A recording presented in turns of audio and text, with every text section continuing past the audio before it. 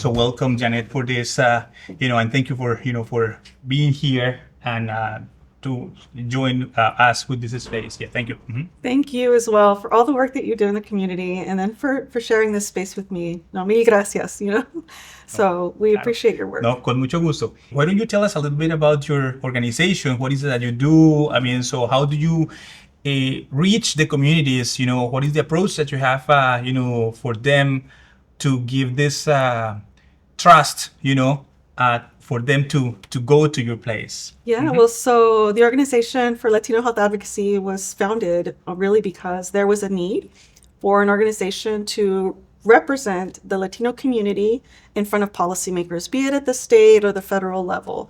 So we really have a triple mission, I would say, like 3 missions. One is to really be in the community, educate the community about brain health and chronic disease prevention and how to navigate the healthcare system in the US. And then also to, learn from them, be their voice here in Washington, D.C. Por más de que estén acá en migrantes recién llegados, hay muchas dificultades. Organizaciones como la tuya lo demuestran. La gente no está sola, hay ayudas. Uno va a los hospitales, a las bibliotecas, hay mucha gente que está dispuesta a colaborar porque todos vivimos eso cuando recién llegamos. When we initially came in here, we were, feeling alone ourselves. So organizations like yours, to be devoted on all this type of things, to help the community is very valuable. So I really thank you for that. ¿Cómo haces para acceder a toda la gente? Sí. Yeah, so first of all, we do bring our lived experience to everything we do, conocer cómo es crecer en una familia latina en los Estados Unidos, como yo viví con mis papás son de México y aunque yo soy de aquí, mi mamá siempre me recuerda que yo no soy mexicana, que soy americana porque yo crecí y nací aquí. But that dichotomy, right, of we are here, we are born here, but there is a need to really understand. And I would say when we talk about stigma and we talk about disease, how do we educate our communities about the difference between dementia and cognitive impairment? And that is important to begin to have the conversations, right? Yes. Tenemos que tener las conversaciones. And I think con todo respeto, with all respect to the elders. The thing that I find in our community is that we have to really respect our elders, right? And when they start to show signs of decline, it's embarrassing not just for them. We feel like, we have to tiptoe around it a little bit. Tenemos que tener cuidado cuando hablar de ello porque no queremos faltar el respeto. And there is that where we have to, bridge that divide. But the thing that OLHA does well, I think, is that we bring voices from the lived communities, que sea Colombia, Mexico, all the different countries in Latin America, and, Puerto Rico. So we have representation voices on our boards. We have a youth advisory board.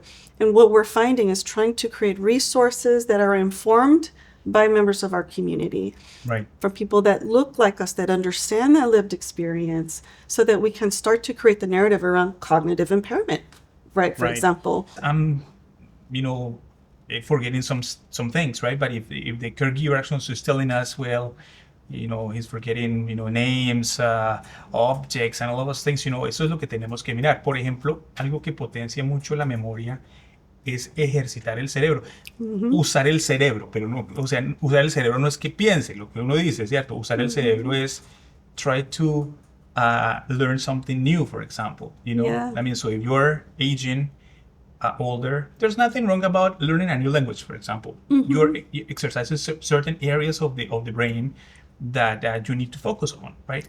Learning a musical instrument, for example. That's right. Learning a coser, juegos con las personas. O sea, esa parte de la interacción es muy importante. Yeah, so social interaction is super important, but also I think physical activity. So we're finding now that building muscle mass, as we age, we lose muscle mass. Sí, por supuesto. So staying active and doing weight-bearing exercises, making sure that we're, creating movement, we have to stay mobile. Claro. Right? So if you're in a walker, you get out there with your walker, go for a walk. You know, in my mom's neighborhood, all the ladies get together in the evenings and they go for a walk after dinner. You know, so a lot of, I think, our communities are very connected. You know, I just always joke that my mom's neighbors just walk in, they don't even knock on the door. They're just like, hey, how are you? You know, because they're so interconnected in our communities. But that's a good thing. And that's why the women, I think, you know, live longer, right? And so if we continue to, you know, educate folks about the need to stay active, physically active, especially women to do, you know, weight-bearing exercises, that's important. El baile is another thing that's very, very helpful. Claro. More because O sea, you're tú using your estimulas brain. todo el cuerpo. Claro, y también de pronto focus on the modifiable risk factors. Me refiero, por ejemplo, a las enfermedades que la persona puede tener. O sea, todo esto va de la mano.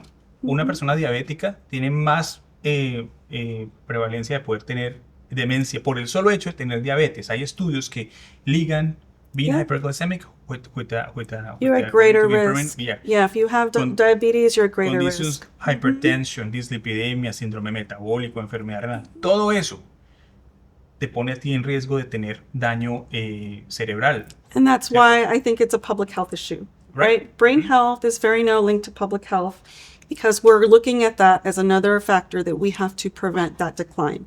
The same way we want to prevent diabetes, cardiovascular disease, you know, stop smoking so that you can, you know, avoid the cancers because that also increases your risk for other comorbidities. But if we can then just live that healthy life and focus on the things we need to focus on to not forget the brain. Right. You know, I always think it's crazy that we forget that we have an eye doctor, you know, the ear doctor, the doctor for everything, but no one has a brain doctor, which we probably could. And it's not easy to have it, actually. I mean, so if you want to have a referral to a neurologist, for example, you know, it's quite a hassle, right? I mean, to have this referral, to have this appointment, and to have the test. What test?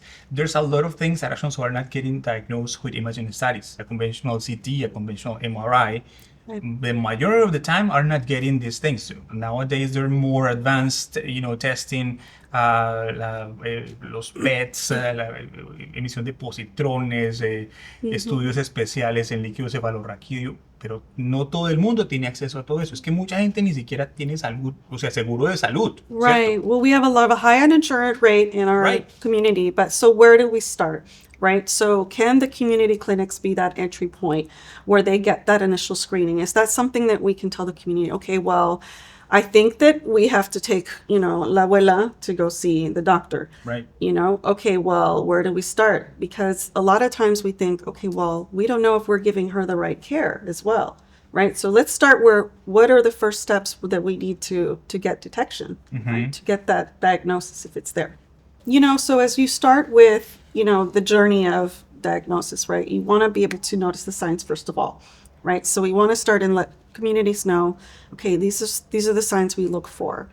And if you see some signs, let's go to the doctor because we want to act early, right? We want to get in front of it because there is such a thing as preventing disease progression.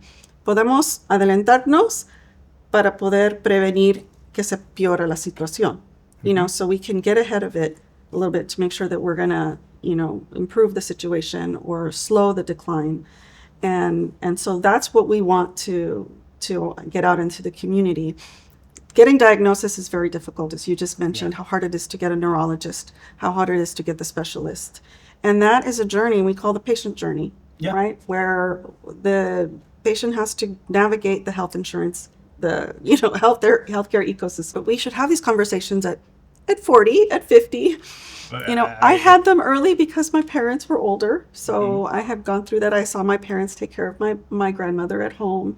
And I saw my mother having to, you know, be the caregiver for my father before he passed. And so I think that if... But also, I mean, so you will create some conscience about what is the likelihood for you to develop the same condition, you know? That's and right. And that's actually so well established. Yeah. If you have a Family member, history. family history, like your father, your mother, that developed some type of dementia, it's likely that you will develop at some point. I mean, so you're good right now, but what is going to happen in 20 years, 30 years from now? So all of those things actually are important. So I think the message is, of course, we have, I think the most important thing is to avoid this stigma, you know, es un problema de salud pública, lo tenemos que afrontar a fondo y tenemos que concientizar a las personas de que se haga bien, sin ese como encasillar a la persona en ese grupo pues Without de a enfermedades, label. without a label, exactly. Ajá. Especially not using the word dementia,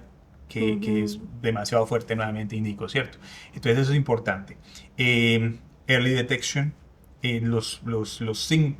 síntomas, signos que puedan estar presentándose, que hay personas que, por ejemplo, pierden la habilidad de peinarse, se sabían peinar, pero ya no lo saben hacer, ni siquiera pueden reconocer el cepillo o la peinilla, o uno les muestra al paciente, ¿esto qué es? ¿No?